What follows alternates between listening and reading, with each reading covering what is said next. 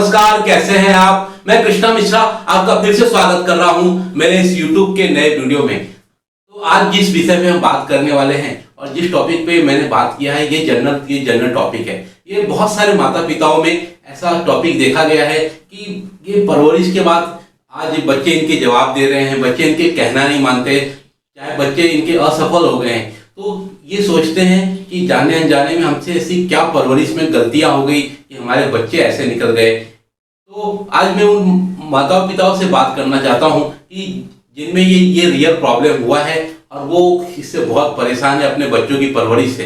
तो अब वो ऐसा हो रहे हैं कि अब पछताए होत क्या जब चिड़िया चुग गई खेत। तो जाने अनजाने में परवरिश में ऐसी क्या गलतियां हो गई। तो आज कैसा है कि हर एक माता पिता अपने बच्चे की सबसे बेस्ट परवरिश करते हैं। वो अपने सारे सपनों को मारकर अपने बच्चों की परवरिश में लग जाते हैं, लेकिन वो एक चीज भूल जाते हैं।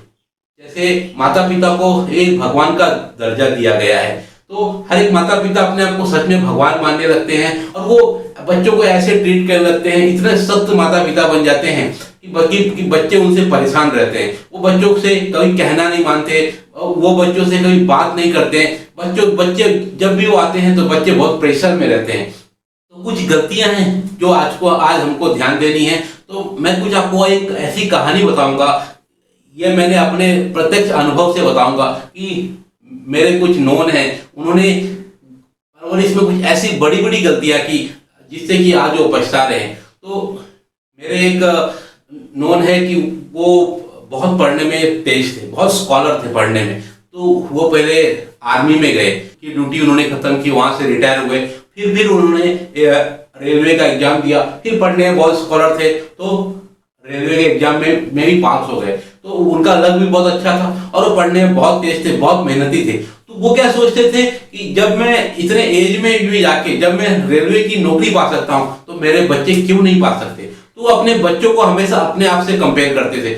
वो कहते थे कि मेहनत ही हर एक चीज का उपाय है। उनके पास बहुत सारे पैसे होने के बाद भी, वो अच्छी खासी नौकरी थी उनकी, अच्छी खासी सैलरी होने के बाद भी वो बच्चों को बहुत कष्ट देते थे। बच्चों को बोलते थे कि तुम मेहनत करो। उनको मतलब पैसा होने के बाद भी जो कष्ट दिया जाता है वो बच्चों को देते थे। और कभी कभी वो इतना सारा पैसा खर्च कर देते थे समाज को दिखाने के लिए, क्योंकि कभी उन्होंने गरीबी देखी है। तो वो समाज को दिखाने के लिए, जैसे संस्कार में हुआ, जैसे शादी ब्याह में हुआ, कुछ इतना ज्यादा खर्च करते थे तो उनके बच्चे उनसे परेशान हो जाते थे कि ऐसे तो हमारे पिता हमको इतना स्ट्रिक्ट रखते हैं, एक रुपया नहीं देते हैं, एक कभी पॉकेट मनी नहीं देते हैं और ऐसे चीजों में इतना ज्यादा पैसा खर्च करते हैं। तो वो कहते थे कि ये मैंने कमाया है, ये मेरी मेहनत है, तुम भी ऐसा करके दिखाओ। तो हर बच्चों से उनका ना तालमेल टूट गया। वो बहुत स्ट्रिक्ट माता पिता थे, उनके बच्चे उनके सामने बोलते नहीं थे और जैसे ही वो अपने ड्यूटी पे चले जाते थे तो उनके बच्चे आपस में लड़ते थे,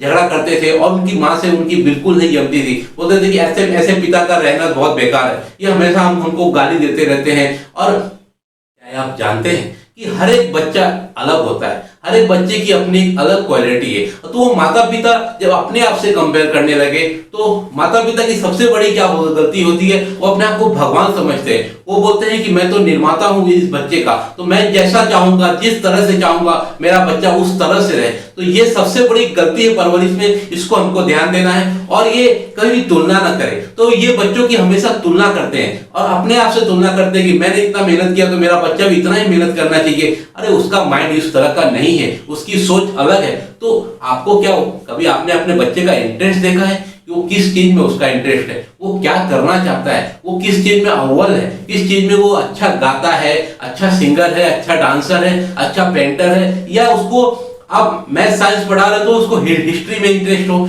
या उसको कला में कोई इंटरेस्ट हो, या उसको संगीत में इंटरेस्ट हो, या उसको इंग्लिश में इंटरेस्ट हो, या उसको हिंदी में इंटरेस्ट हो। पता है आपको, आप किसी भी चीज में अगर आपका इंटरेस्ट अच्छा है ना तो उस चीज का अव्वल दर्जा प्राप्त कर सकते हो और आप उस विषय का स्पेशलिस्ट बन सकते हो। आज आपको पता है हम हिंदी से इतना परेशान है, बच्चों को हिंदी नहीं पढ़ाना चाहते, लेकिन आपको पता है YouTube पे 90% वीडियो जो हिंदी में होती है वो सबसे ज्यादा देखे जाती है। आप ब्लॉग की बात कर लो तो ब्लॉग भी 90% जो हिंदी में वो सबसे ज्यादा पढ़ा सकते हैं। हमारे देश में सबसे ज्यादा न्यूज़पेपर हिंदी में चलता है। तो हम बच्चा अगर हिंदी में इंटरेस्ट ले रहा है, बच्चा उसकी अंग्रेजी कमजोर है, तो हम उसको क्यों उसको परेशान करते हैं। उसका जो सब्जेक्ट को चुने, किसी को ट्रैवलिंग में इंटरेस्ट है, किसी को फोटोग्राफी में इंटरेस्ट है।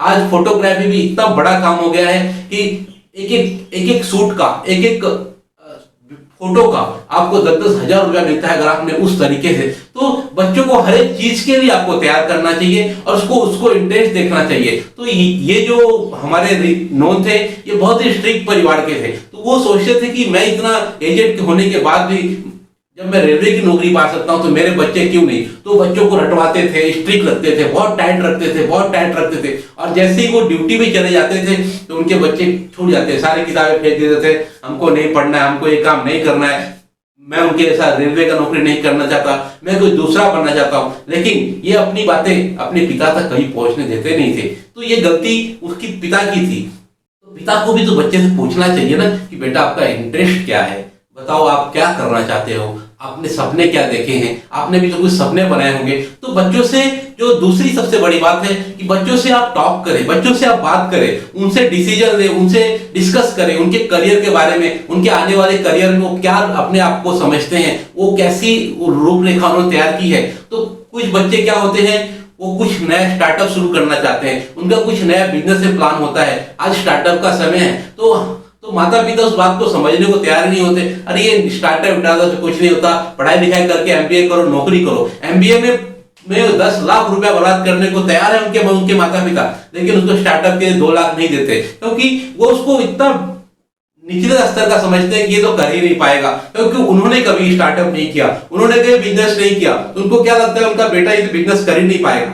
पहले तो वो जो स्टार्टअप है तो उसको पहले उसकी प्लानिंग सुने, उसकी प्लानिंग में हो सकता है उसकी प्लानिंग में दम हो, उसकी स्टार्टअप में दम हो, तो उसकी प्लानिंग में उसको सुने, उसको अपने हिसाब से उसको समझाए कि बेटा ऐसे कर सकते हैं, बेटा ऐसे कर सकते हैं, तुमको मार्केट का पता नहीं है, तुम पहले क्या करो 3-4 महीना रिसर्च करो। तो बच्चों को आप प्रोत्साहित करते हो ना, तो वो उनको अच्छा लगता है कि मेरे परिवार वाले जो मेरे माता पिता है मुझको भी मेरे स्टार्टअप में मदद करते हैं। तो पहले उनको रिसर्च करने के लिए बोले कि आप 4 महीने का रिसर्च कर लो, मार्केट को देख लो, मार्केट में क्या कमी है, मार्केट में क्या और नया होना चाहिए।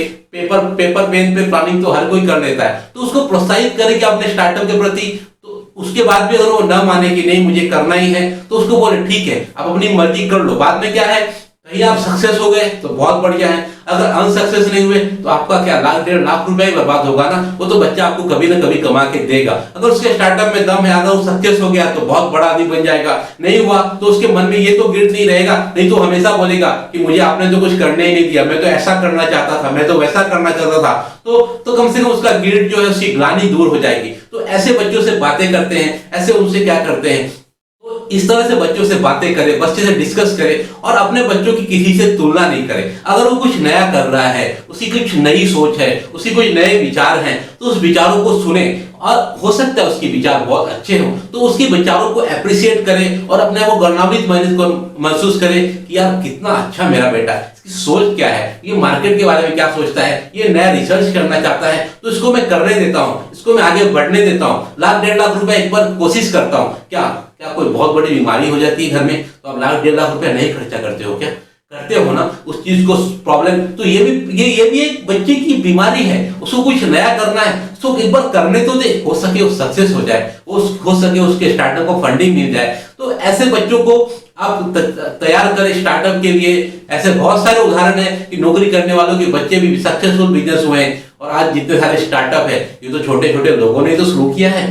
तो बच्चों को प्रोत्साहित करें स्टार्टअप करने के लिए। फिर तीसरी बात है कि उनको आप एप्रिसिएशन करें, उनको हमेशा डांटे नहीं, तुलना नहीं करें, उनको एप्रिशिएट करें, उनको नई नई चीजों को करने के लिए प्रोत्साहित करें। तब तो आपके बच्चे आपके बेस्ट फ्रेंड। और बच्चों के जो ये बड़े बच्चे होते हैं ना, ये बहुत इनमें एग्रेशन होता है, क्योंकि उम्र के साथ में उनके शरीर में बहुत सारा चीज चेंज होता है, तो उनमें एग्रेशन आता है। तो उनसे कभी झगड़े की बात ना करे, उनको कभी गाली गलौच ना करे। इससे क्या होता है, उनका एग्रेशन टूट जाता है, फिर वो आपसे भी वैसे ही बात करते हैं जो आप कभी एक्सेप्ट ही नहीं कर सकते हो कि मेरा बच्चे भी ऐसी बात कही है, तो मेरी परवरिश में कहाँ कमी रह गई। तो ये मैं बता रहा हूँ कि आपके परवरिश में कोई कमी नहीं है, you are the best father. लेकिन थोड़ा सा आपको चेंज होना है। मैंने बताया ना कि परवरिश कुछ नहीं है, पेरेंटिंग बहुत आसान है। थोड़ी छोटी बातें, छोटी छोटी बातों को आपको ध्यान देना है, थोड़े थोड़े आपको मुद्दों को समझना है और अपने बच्चों के साथ में एक फ्रेंडली माहौल, एक टॉकेटिव माहौल, एक सजेशन भी माहौल, एक बातों को डिस्कस करके